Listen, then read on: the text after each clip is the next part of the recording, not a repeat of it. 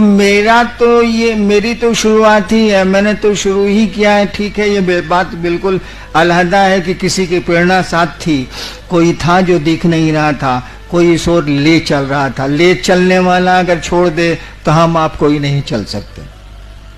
अगर उस शिव की दया न हो, वो आपके गुरु दया न करें, नहीं चल सकते आप।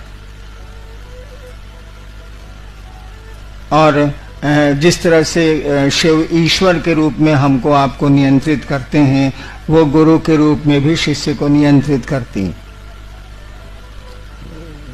ईश्वर के रूप में जिस तरह से हम आप उसकी पकड़ में हैं, गुरु के रूप में भी जैसे जैसे शिष्य भाव आवेगा आप उनकी पकड़ में जाते चले जाएंगे। अगर पकड़ में नहीं गए तो चलना बड़ा कठिन हो जाएगा। ये रास्ता है बड़ा आसान, बड़ा सहज, बिल्कुल हल्का फुल्का, लेकिन किसी की दया पर निर्भर करता। वो आपके गुरु हैं। आप लाख चर्चा कर लीजिए, 3 सूत्र है ना आपके, दया मांगना, चर्चा करना, प्रणाम करना। लाख आप चर्चा कर लीजिए, लाख आप नमः शिवाय कर लीजिए, लाख दया मांग लीजिए, लेकिन जब तक उसकी दया निश्रित नहीं होती है शिष्य भाव पर या शिष्य पर, तब तक आप बढ़िया वाचक हो सकते हैं, बढ़िया बोल सकते हैं, आप शिव शिष्यता पर समझा सकते हैं आप, लेकिन शिव शिष्य नहीं हो सकते। शिव शिष्यता पर बहुत बढ़िया लेक्चर दे सकते हैं आप, सही अवधारणा दे सकते हैं आप, सही बात बता सकते हैं आप, लेकिन शिव शिष्य नहीं हो सकते। शिव शिष्य बनने के लिए तो आपको उस शिव की दया चाहिए, और दया आपको मिलेगी जो आपका गुरु कहता है वो करने से। उसने जो कहा कहा तो कुछ नहीं, उसने इतनी सी बात कही, गप करो। गप को केवल बांध दिया। किस बिंदु पर गप करो? तो शिव गुरु हैं, ये लोगों को समझाओ, बस, और कुछ नहीं किया उसने। बाकी पहला और तीसरा सूत्र तो मैंने डाल दिए, मुझको मिले थे मैंने डाल दिए। सबसे पहले मुझको नमः शिवाय वायु वर्ग से मिला था, मैंने डाल दिया। बाद में समझ में आई बात कि खेला तो गुरु की दया का है, तो उसके पहले उसको पहले नंबर पर ले गए। गुरु आदेश था तो उसको दूसरे नंबर पर ले आए। अब उनकी चर्चा, शिव की चर्चा बिना उनकी दया से तो हो ही नहीं सकती है। शिष्य के जीवन के आधार ही गुरु हैं, इसीलिए पहले सूत्र में दया को रखा गया। उसको तो रखना ही रखना होगा। गुरु का आदेश 2 नंबर पर आया, 1 नंबर पर नहीं रहा, जबकि नियम है कि शिष्य के लिए गुरु का आदेश सर्वोपरि होता है, आपको तो उसको करना ही करना है। अन्य तो उनसे कहिए कि आपसे नहीं होता। ये कहने में भी संकोच है। अभी कुछ लोगों ने मुझसे कहा कि कुछ लोग संगोष्ठी में आना चाहते हैं, हमका जगह है, बुला लीजिए। हमने कहा कि कहा क्यों नहीं इन लोगों ने? इतने लोगों को फ्री किया गया, कहा क्यों नहीं इन लोगों ने? पहले कहते, जब 170 आदमी को मुफ्त हम लोग बुलाए हैं तो 75 को नहीं बुला सकते थे? बोलना तो चाहिए, बोलते क्यों नहीं है भाई साहब आप? जब कार्यक्रम शुरू हो जाता है तो पहुंच जाते हैं, रोने लगते हैं।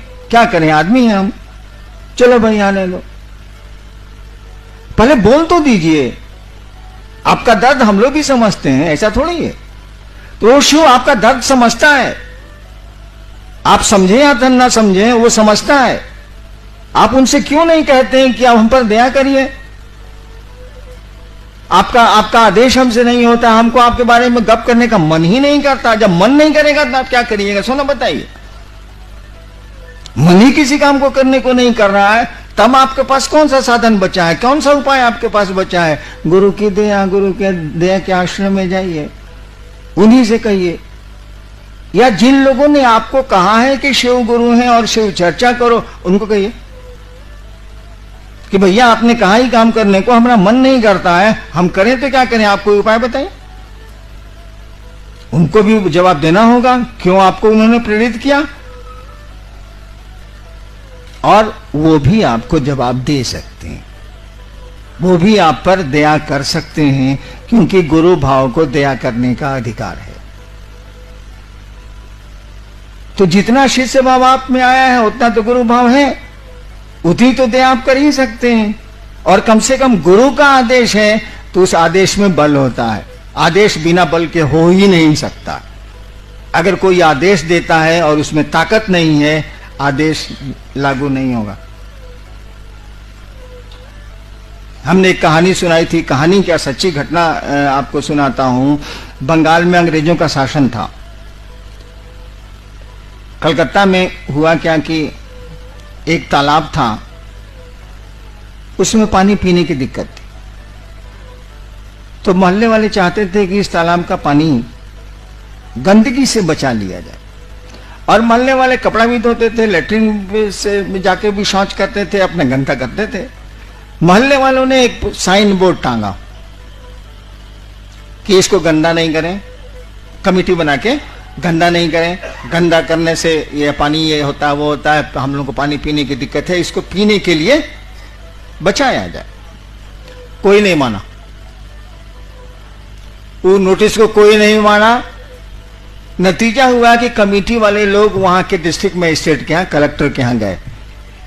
अंग्रेज कलेक्टर था, सुना उसने और आदेश दिया कि अब नोटिस बोर्ड टांगो, नीचे लिखो by the order of district magistrate Kolkata.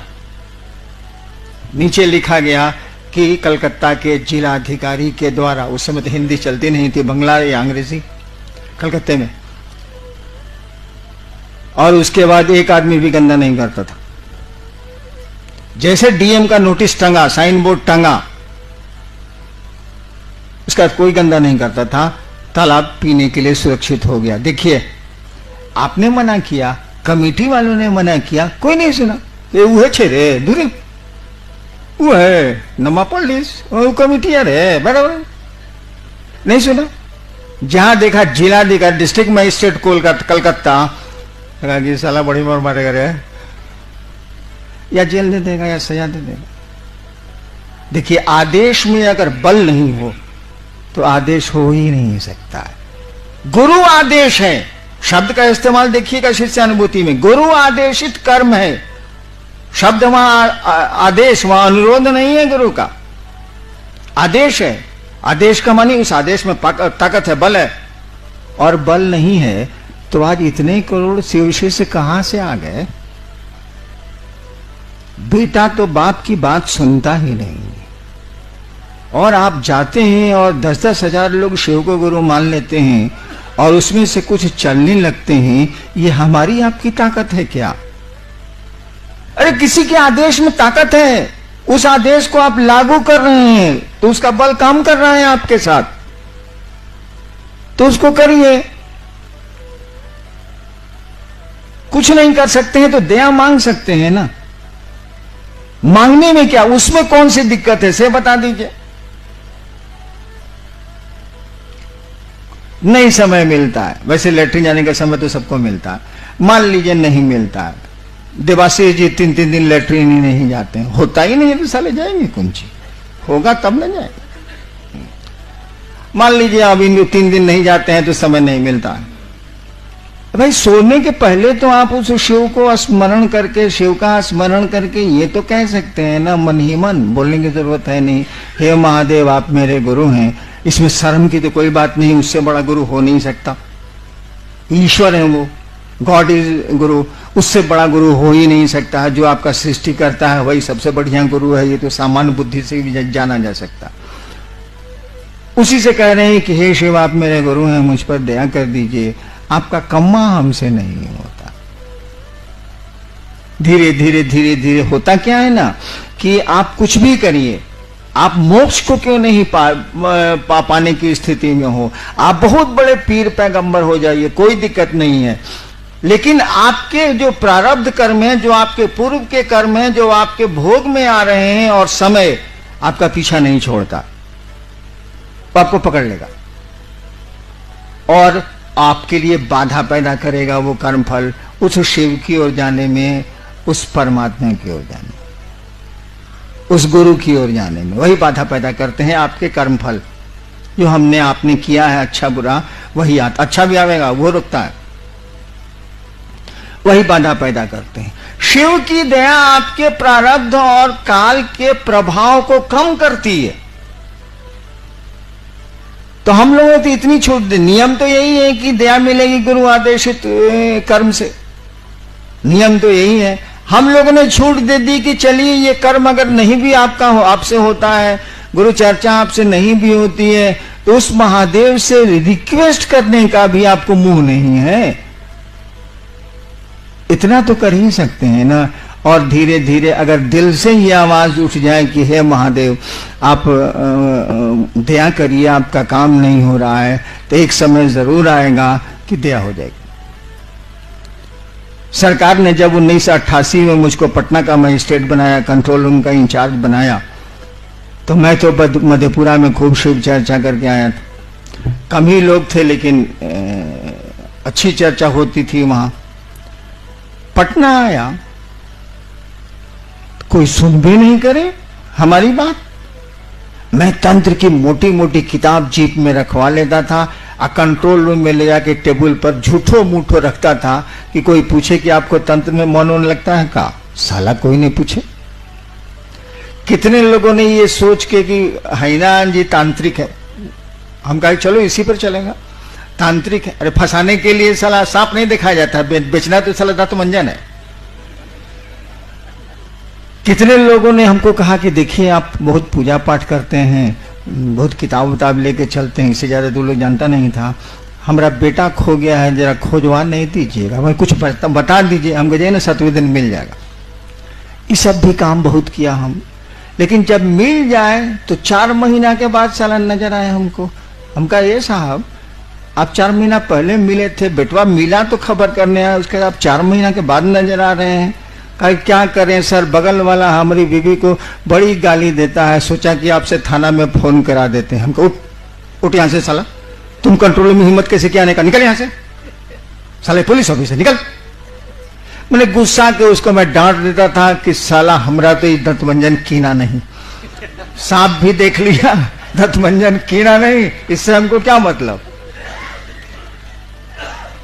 ये स्थिति थी कि हमने खाना छोड़ा।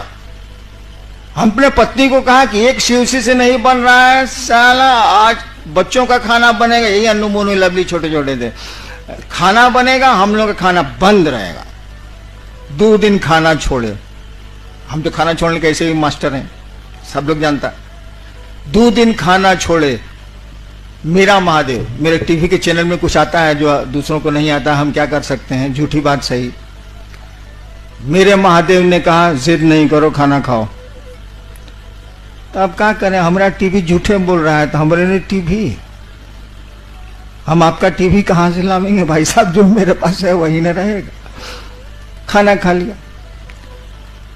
शाम होती थी जब मैं लौटता था कलेक्ट्रेट से, तो बालकोनी में, सरकारी क्वार्टर था, बालकोनी में कुर्सी लगा के हम पत्नी मेरी बैठे रहते थे कि लोग आ रहा है कहीं इधर तो नहीं आ रहा है, आवेगा तो साले को चाय भी पिलाएंगे और शिव चर्चा भी सुनाएंगे। साला आवे और उधर मुड़ जाए, अब से फ्लैट है, बहुत क्वार्टर है उसमें, उधर मुड़ जाए, हमके दूर साला कोई नहीं आया। 9 महीना बीत गया, एग्जैक्ट 9 months, 9 महीना बीत गया और एक आदमी शिवसी से नहीं बना।